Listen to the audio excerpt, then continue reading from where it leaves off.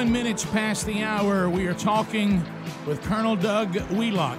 He also commanded a space shuttle crew that stayed on the space station for 6 months.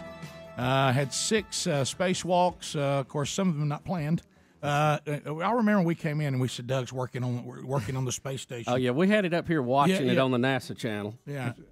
And actually, that first spacewalk, the third spacewalk I did on STS-120, I went out and fixed that solar array, and I came back to Earth, and the reception home, and my daughter said, "Hey, Dad, do you think you can fix that ceiling fan in my room now?" I wondered about that because that's always how it is. Because we get that all the time. We'll come back and go, "Hey, we were the grand marshals of the Indy Grand Prix," and our wife will say, "Well, how come that didn't get the trash to the road?" You know, yeah, so that's all that matters. Do you get some of that at home? Hey, you fix your little solar panel out there in the space station. Why is the ceiling fan not working? That's right. Yeah, I get it all the time at home. So, was there anything that the expectations? There's no way that you can't have some sort of expectation, and with your knowledge before you went, I'm sure some of those you had some insight on what it would be like. Was there anything that just you said, you know what, this is not how I expected it to be? Well, yes, every day is different in space. It's amazing the harsh environment that we're in up there in Earth orbit is. There's something breaking every day. There's something that's just not working quite right, and we're always kind of tinkering with it to try to get it to work a little better. And then, when you get in behind a panel to work on something, it's like, oh, yeah, there's not really a manual because this is a one-of-a-kind item. So, right. So you spend a lot of time working with the engineers on the ground as well to get through the system. What was it like training in Russia, and how long were you there? It was really, really great. I really enjoyed it. Now, off and on, we spend about 2.5 years of training, and about a year of that is in Russia. And we usually go for anywhere from 3 to 4 weeks to 5-6 weeks at a time, and then come back to Houston. And you had to learn to read, speak, everything Russian. That's right, in Russian. And that was probably the hardest part of the job, really. And I really enjoyed all the learning the systems of the rocket and everything were actually quite enjoyable, and it's sort of in my blood. And so I was really excited about that. But learning the Russian language was the hardest thing I had to do. When you were re-entering the atmosphere in something they had put together, was there any anxiety there? Yes, that was kind of a rough ride home. It was I had inquired with some folks. There was a handful of people, U.S. astronauts, that had ridden this little capsule back to Earth, and so I inquired what it was like, and can they give me any tips before I start my journey home? And the most useful tip I had was, well, it's a series of loud explosions followed by a really bad car crash. That's about it.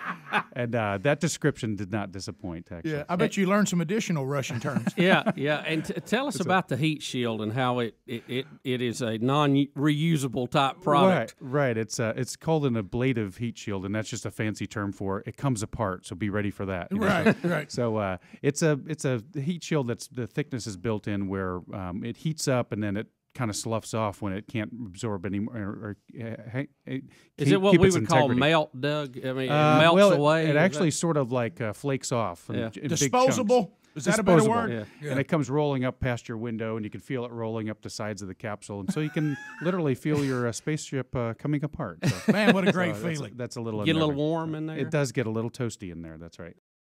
David, he's 5 years old. David, how you doing?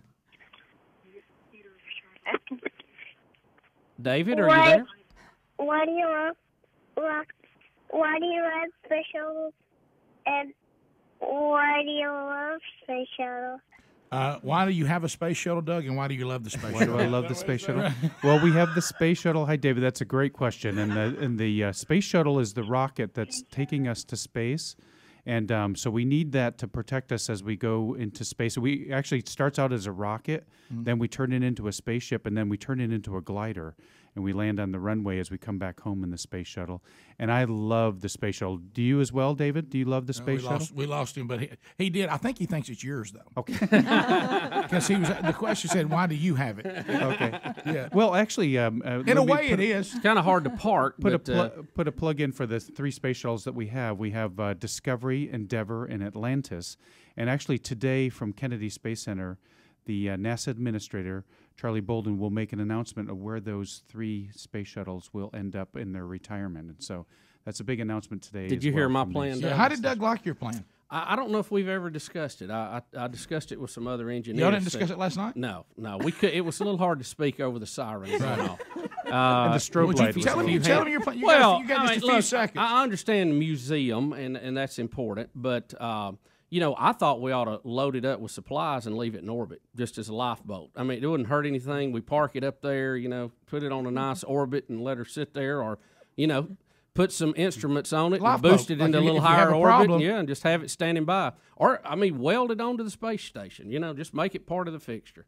But it didn't get any ground. I love great idea. The lifeboat idea, not a bad idea. Absolutely. But I know we want to use it for little fellows like that call to get fired up about the program and inspire understand. them. Yes, sir. Next, we'll just go phone calls, and then we may have Cappy run the 40 in the mascot division. Cappy's getting loose. He looks like he's ready. Come on, Cappy! Give us that first down sign, Cappy. No, you missed the big turn. We have a number of questions. Rex in Montgomery, listen to us on 992. Rex, thanks for your patience. Go right ahead. You're on with Doug Wheelock. Hey, good morning, fellas. Monkey grass. Thanks for the call. Welcome. Glad you know what that means, Doug? Monkey grass? No, I don't. First time to call. Okay. Well, hey, listen, just a guys, code. I served with Doug Wheelock in the 25th Infantry Division over 25 years ago. We were just kids, and so 2 comments real quick. Number one, just a phenomenal thing that Doug has done with his life, but the fact that he shares the dream with other people, the manner that he does that with our kids, the importance that he places upon what he's done and what he's accomplished. Just so proud of you, Doug, and just wanted to shout out to you this morning and say hey. And then number 2, hey, you continue to inspire me, buddy. I'm sitting here in my 8x10 cubicle working on English as a second language, and you're speaking Russian and going out into space. So you continue to inspire me, buddy. But here's the question. When is the book coming out? When are we going to read? Come on, Doug. Well, I'm still writing, and this is a chapter. My experience this morning here with Rick and Bubba is a chapter. So it's great to talk to you, Rex. It's great to hear from you. And hope to get to see you. We'll be in Montgomery area tomorrow, and maybe we can get a chance to hook up there. But it's great talking to you. And the book, I think once I decide to hang up those spikes there at NASA, I'll think about writing a book. Thanks. So that'd be a great one. Let's go to Rebecca. Rebecca, welcome to the program. How are you? Hey, Rick and Bubba and Doug. The question I have for Doug, and I keep hearing it, is John Glenn still alive, or has he passed away? John Glenn is still alive. That's correct, yes. She's playing the role of me today. Yeah. By the way, on this show, I've known to put a well-known person into the grave before they're actually dead. Rick thinks everybody he hadn't seen on TV in 2 months is dead. Right. Rob in Montevallo. Rob, go ahead, buddy. Hey, guys. It is an extreme honor to be able to speak to you. I have the one question I know Greg is wanting to ask you. What is your educated opinion on life other than here on Earth? Do you believe there is? Looking out there into space, are we the only ones? We think, Doug. Okay, well, my own personal opinion. I'm a person of faith as well, but I look at our creation, and I think to myself, for me to limit a creator to just this Earth would be probably not the right thing for me to do as I worship my Creator. But the other thing that I think about, I think a lot of kids, I think that there's other life out there. It probably doesn't look like us.